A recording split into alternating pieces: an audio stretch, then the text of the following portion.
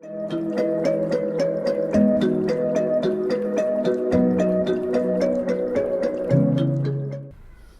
negadores del Holocausto.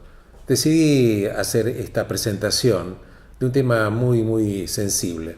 Claro, cuando hablamos del Holocausto, quizás mucha gente joven escuchó la palabra, otros, habiendo escuchado la palabra, no saben lo que significa, pero si bien es cierto de que la palabra es una palabra, no menos cierto que cuando hablamos del Holocausto, estamos hablando de un asesinato, un genocidio en masa del pueblo judío que le costó al pueblo judío 6 millones de vidas. Una tercera parte de los judíos fueron asesinados con un plan sistemático que la Alemania nazi decidió cuando estaba Hitler en el poder. Pero Hitler no fue únicamente el que estuvo en toda esta masacre, en todo este genocidio, que en hebreo tiene una palabra que es Shoah, que es aniquilación. Pero el tema es que yo quiero hablar en esta presentación es por qué existe la negación del Holocausto. ¿Quiénes son los negadores del Holocausto? Por lo menos los más conspicuos. Y cuando hablamos de los más conspicuos, ¿cuáles son los elementos que ellos están utilizando y esgrimiendo para negar que el Holocausto existió? En principio hay diferentes tipos de temáticas. Ellos dicen que la verdad que no murieron 6 millones de judíos. En principio ya cuestionan el número. Y esto me hace acordar un poco lo que los griegos llaman la paradoja del montón. Viste, vos primero tenés un montón de piedras, vas quitando una piedra, otra piedra, y de a poquito quitas otra piedra, hasta que al final te queda una sola piedra. Y te preguntan, ¿qué? ¿Acaso una piedra es un montón? No es un montón, es una sola piedra. Y esto hace también que los negacionistas del Holocausto dicen que en el caso de que hubieran muerto judíos, la verdad que el número no es comprensible, no hay 6 millones de judíos que fueron asesinados como producto del Holocausto. No, en realidad esto es la paradoja del montón, son menos, son 50.000 que esas 100.000. Entonces primero cuestionan el número. En segunda instancia, también cuestionan de que Hitler no fue en realidad el que propició la idea, ni tampoco el régimen nazi, pero en todo caso Hitler no estaba enterado de que esto iba a ser así. Entonces también cuestionan de que Hitler, claro, él no tenía nada que ver, y en realidad hubo otras personas, oficialidad de la Wehrmacht, que es el ejército alemán, que se encargó, independientemente de que Hitler nunca había dado la orden de asesinar a los judíos. También el argumento de que Hitler no sabía exculpa incluso a Hitler. Hay otros argumentos. Claro, cuando uno ve, pero señores, existieron estos edificios, están ahí, están las instalaciones. Vas, por ejemplo, a la República Checa, vas a ver que ahí tenían un campo especializado en niños que era Theresienstadt. Vas a Polonia, vas a ver a Auschwitz, vas a ver los campos de concentración. Dicen, bueno, sí, en realidad existieron, pero no eran campos de exterminio. No eran campos de exterminio, eran campos para realojar a los judíos que habían sido desplazados. Entonces dicen, sí, existieron estos campos, pero nunca eran campos para aniquilar personas. Pero claro, cuando vos los contrastás con respecto a los hornos, ¿y estos hornos qué eran? Están ahí los hornos, ahí se quemaban cuerpos. ¿Qué dicen ellos? Sí, se quemaban cuerpos, pero en realidad eran porque los cuerpos se quemaban por una razón higiénica. O sea, no se quemaban las personas vivas, se quemaban los cadáveres, que había que hacerlo para que no cundan las enfermedades. Entonces, cuando lo contrastás con posturas como, por ejemplo, y el gas Silón que se compraba, este famoso gas Silón B, que se utilizaba y se colocaba desde arriba de la pieza donde encerraban a los judíos para que mueran asfixiados por el gas. Bueno, en realidad el gas sí, claro que se compraba. El gas existió, pero el gas se utilizaba para despiojar y desinfectar la ropa de los que estaban ahí internados. La verdad que en honor a toda esta locura, ellos siempre tienen un argumento que contrasta, por supuesto, la verdad. Y la verdad es que una tercera parte del pueblo judío fue aniquilada en esta locura de muerte de todo el régimen nazi. Pero veamos un poquitito cómo los zapatos de Hitler siguieron caminando, porque Hitler en teoría murió suicidado en el año 1945, pero quiero charlar con vos algunos negadores del Holocausto, ya te diría de la modernidad. Uno de ellos, uno de los más conspicuos, fue David Irving, un inglés que nació en el año 1929 y murió el año pasado, en el año 2018. Y David Irving, por ejemplo, decía que él es un gran negador del Holocausto. Pues sabes que incluso cuando él negó el Holocausto, había una profesora norteamericana, Deborah Lipstadt, que es una profesora en una universidad norteamericana, que lo acusa a él de mentiroso y de difamar y tergiversar la verdad. Entonces, David Irving, este inglés, le hace un juicio por difamación a Deborah Lipstadt.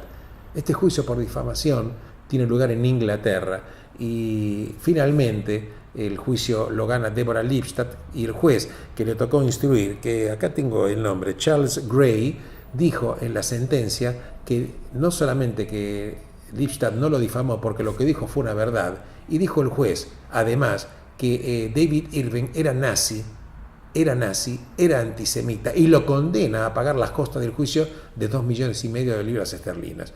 No me agoto solamente en David Irving, quiero comentar también otro notorio negacionista del Holocausto, Robert Forison. Robert Forison, que la verdad que tiene posturas espantosas. Forison en un momento determinado, vos sabés que en Francia, él era inglés pero era franco-británico, en Francia existe una ley que se llama la ley Gayot, que prohíbe en esta ley negar no solamente el Holocausto, sino prohíbe negar cualquier exterminio que se hizo con respecto a cualquier minoría, ya sea una etnia, una raza, una religión. Y él realmente sigue hablando y acusando de que la verdad que el Holocausto no existió. Entonces que encima era profesor en una universidad, en el año 1991 fue destituido. Negadores del Holocausto también, por ejemplo, hubo un obispo que pertenecía a la Hermandad Sacerdotal Pío X, que esta persona decía que sí, que eventualmente Hitler no tenía información del tema, no tuvo nada que ver, y en todo caso el número era muchísimo menor. Respecto a este tema, te quiero comentar de que también tenías acá un obispo, tenías también argumentos de todo tipo. En el caso, por ejemplo, de Forison, este franco-británico, que como te dije en 1991 fue expulsado de su cátedra, incluso escribió libros. Escuché el libro que escribió, uno de los libros que escribió fue, y el título en realidad lo puse a retener, yo te lo trato de traducir al castellano, el libro de Ana Frank. ¿Es auténtico? En realidad, cuando lo escribe en inglés el título, pregunta Ana Frank Book, a forgery, una falsificación. Directamente acusa al libro de Ana Frank de ser una falsificación. Pero como si esto fuera poco, te quiero comentar que Forison también estaba bancado por el régimen negacionista del Holocausto iraní. Concretamente en el año 2006, él recibe, por ejemplo, organiza, patrocinado por Irán, una conferencia internacional para revisar el Holocausto. Escucha esto, una conferencia internacional para revisar el Holocausto, porque él, claro, él sigue con la idea que el Holocausto fue una mentira y no existió. Y en el año 2002, este Forison recibe un premio que se llama Premio Coraje, que lo recibe de las manos de Mahmoud Ahmadinejad, cuando era presidente de Irán en aquel momento. Mahmoud Ahmadinejad, expresidente de la República iraní, también un negador del Holocausto. La verdad que Einstein sabiamente decía que es mucho más fácil disolver un átomo que disolver un prejuicio.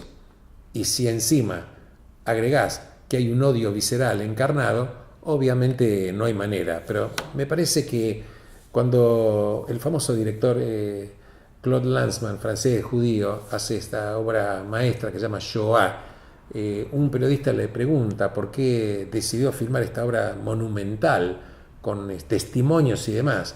Y él dice, yo quiero traer nuevamente esa opinión de Claude Lanzmann, y dice, las personas que murieron, muchos de ellos murieron en la soledad más espantosa, tirados en una cámara de gas, incendiados en una cámara, como si fueran prácticamente carne.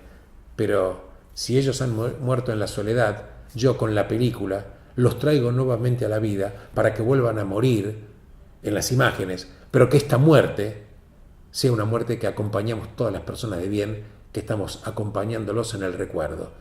La verdad que los negacionistas del Holocausto tratan de escribir una pseudo historia, pero la verdad tiene que ser dicha. Me decidí a hablar de este tema, un tema duro. Yo mismo soy un supérstite de una familia que el 90% de ella fue exterminada en el Holocausto. Mi propia abuela paterna fue fusilada por los nazis en Polonia, en un pueblo que se denomina Ostromazowiecka, y la mesa de nuestra familia quedó vacía. La mesa de nuestra familia quedó vacía. Hay un famoso filósofo alemán, Theodor Adorno, que dijo que escribir poesía después del campo de concentración de Auschwitz es un crimen. Y yo digo que además hay un verdadero crimen mucho mayor, que es negarse a hablar. Hay un crimen que no es comentar. Hay un crimen que no es esclarecer. Hago mía las palabras también del filósofo Santiago Kovadlov, cuando dice que nosotros pertenecemos a un pueblo que nunca acepta que el dolor tenga la última palabra y transformamos nuestro dolor en esperanza, porque la verdad que el Holocausto no tuvo ni va a tener nunca la última palabra.